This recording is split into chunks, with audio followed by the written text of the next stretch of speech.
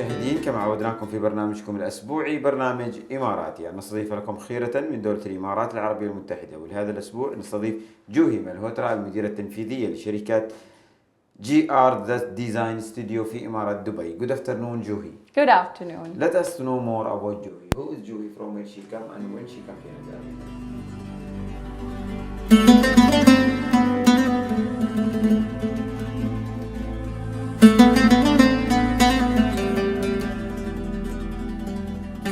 I'm Juuhi Malhotra and I come from India, Bombay. I have love for passion and interior design, and I really enjoy creating spaces and transforming spaces that add value to your life and also to your properties. When I started, I didn't have a clear vision for interior design, but the more I started doing it, the more I fell in love with it. And that is how my journey started. So I graduated in design from Bombay, moved to Melbourne, did my master's in interior design, worked there for some global exposure, and then came to Dubai in 2012, got married, found my family here. And then I really enjoyed being in a growing and developing country like Dubai that had the vision to go ahead from everyone else. And that's what made me excited to be in this country. So as soon as I came here, because I came from the corporates of design, I applied first for jobs in corporates of design. So this was in 2013. I was working as senior designer positions in some big companies, interior design and architecture. And I moved role by role, while I was there. With those companies, I did high-end residential, commercial. When TCOM was just coming up, Al Garoom Villas were just starting in Abu Dhabi. There were so many properties that were slowly developing in Dubai and Abu Dhabi, around UAE as well. And that gave me the immense exposure to grow with the growing spaces. And I always feel when you're in a space that's growing, you can grow faster. Right. And that's what I really loved about UAE even then.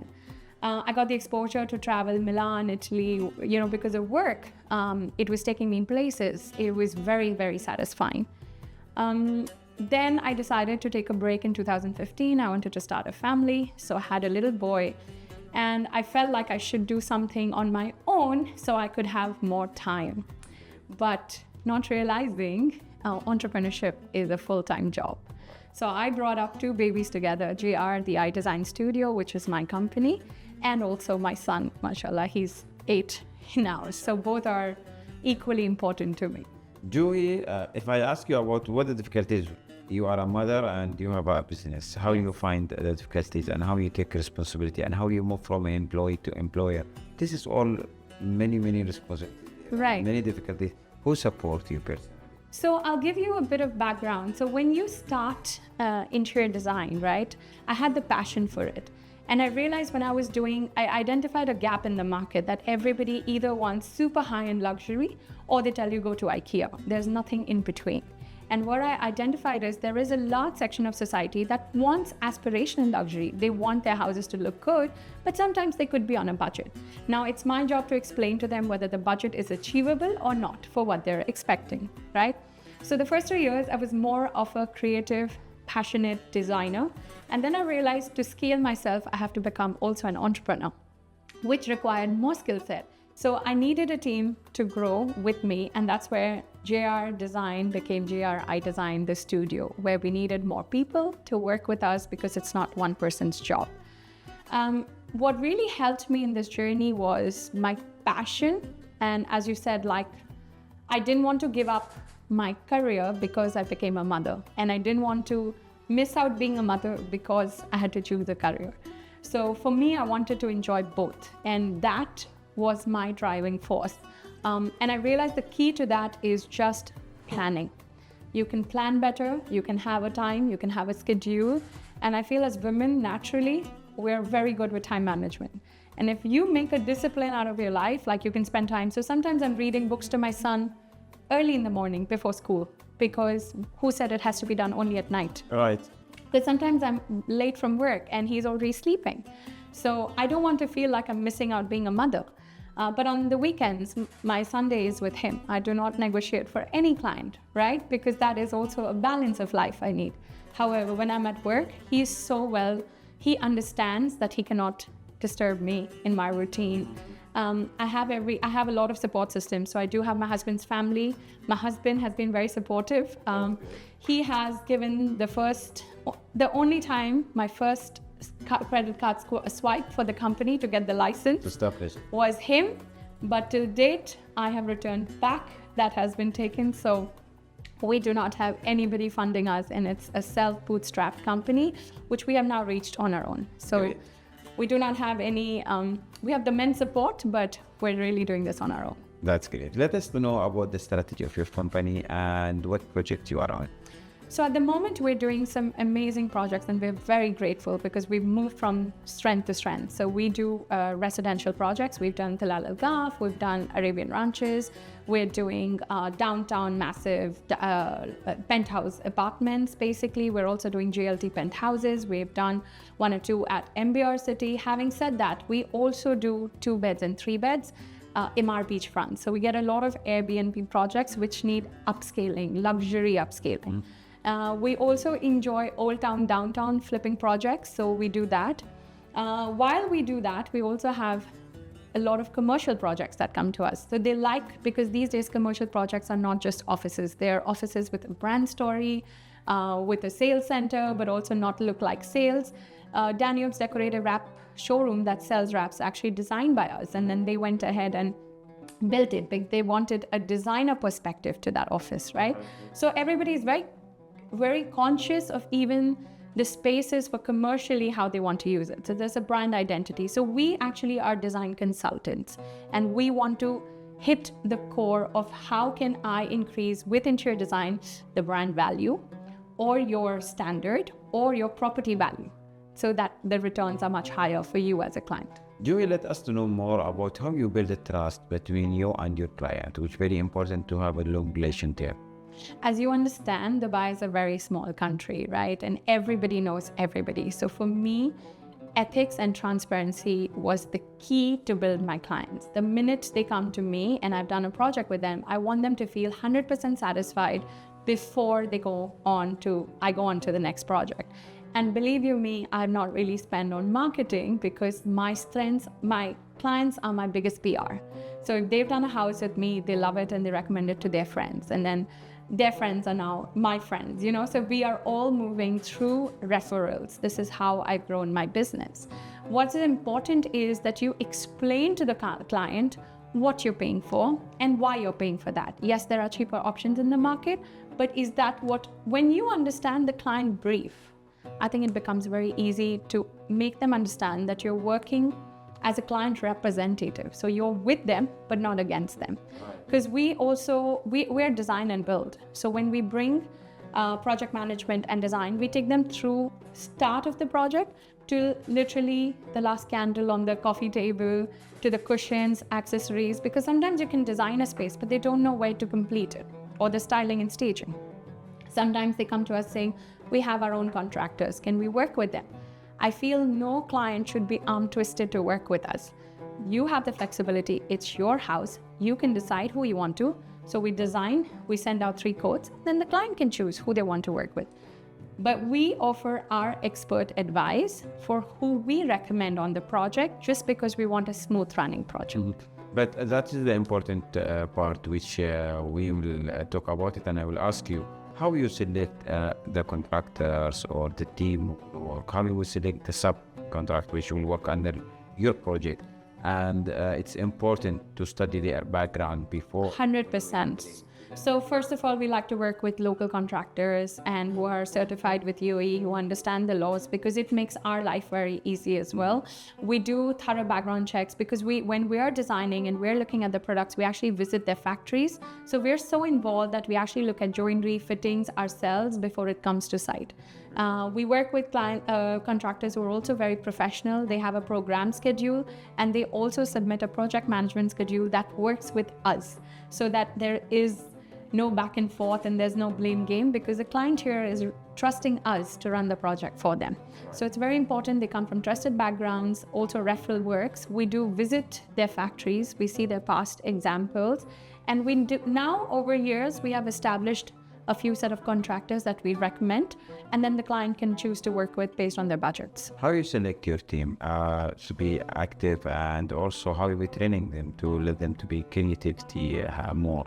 Right. So I always feel like everybody gives a chance to people who are established. I feel when you can find somebody who has the spark and the potential, and then you can really sort of shape them into a better future. Today, if someone didn't shape me, I wouldn't be here. So I don't believe in treating and just creating staff, but I feel like tomorrow I'm creating individual designers, whether they choose to work with me or ahead.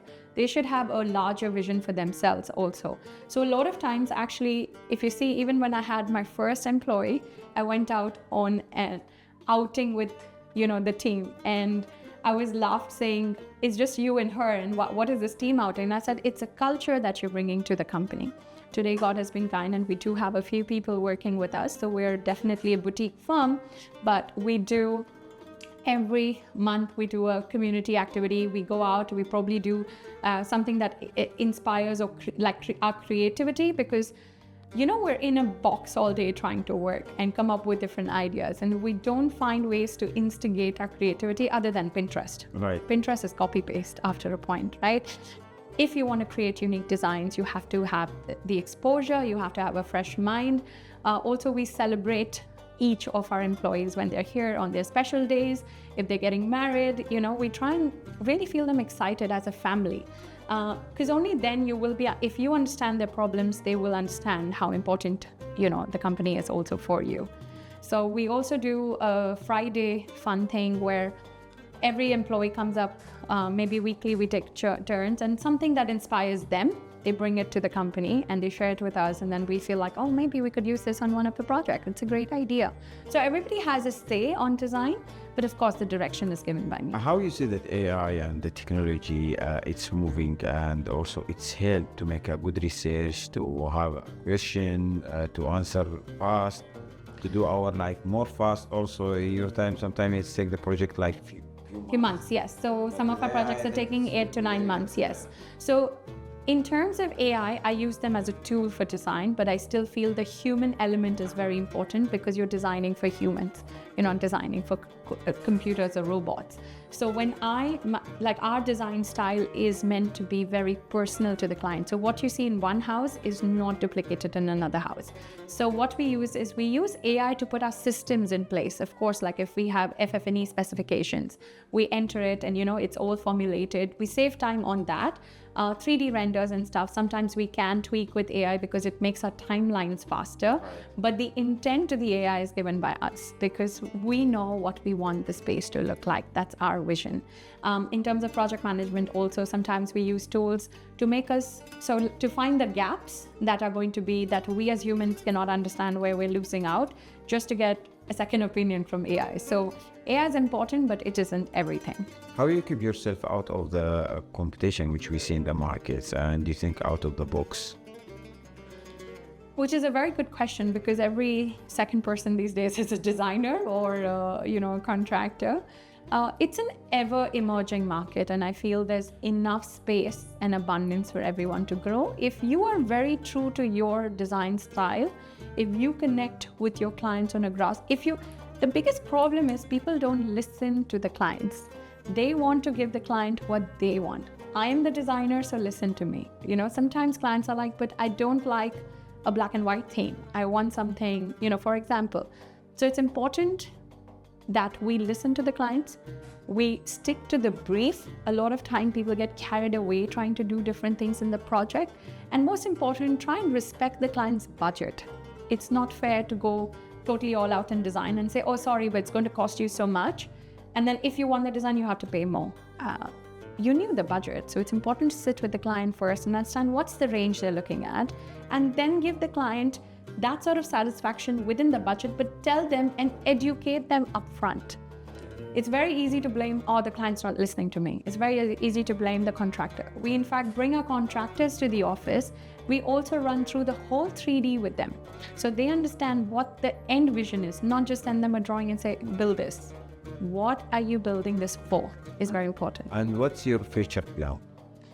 Well, What the next? It's sky is beyond like the limit, of course, but I want to create a fun interior design studio which is designing some beautiful spaces, and we want to be known for our design, our professionalism, and of course I don't believe in quantity. I can have 100 employees, but if they're not really adding value, it doesn't make sense. So I want to do good work, quality work that leaves a mark in the society that this design has been done by JR when we leave. Like if you go to a space, that's how it should feel. So we're definitely progressing at a very fast speed, and God has been very kind. So we're very grateful for that. Some of our clients have been so supportive, and that has helped us grow. So in the future, this is what we're looking at, expanding our teams, expanding the kind of projects we're doing. We want to go more luxury as well. But at the same time, we do not want to forget the ones where we came from. Personally, for who you will say thanks, who support you personally, and who we can call them your backbone? It has to be my husband because he gets the good and the bad. But also it has to be, I think family is very important, because I feel like when they let you and allow you to grow and they give you a space, I know that is taken care of, and then I can focus on myself and keep growing. But also I'm very grateful to UAE, because when I started, the policies and the laws were sort of very limited. But I feel because of so much international exposure, so many people coming in, I think that has changed the game for us as well, because if we were in a country which was very limited in their vision, we wouldn't grow as people. So for me, it has to be on a personal level with my family, but also UAE. I'm so grateful. Today we are living in United Arab Emirates, more than 230 nationality, and we live together, we support each That's the most beautiful part. country in the world. From the safety and security, we have the best education, best healthcare, best technology, and we are living Collaboration in peace. collaboration with our family. What's your message to our visionary leaders and to our smart government, which make our life more easy and safe?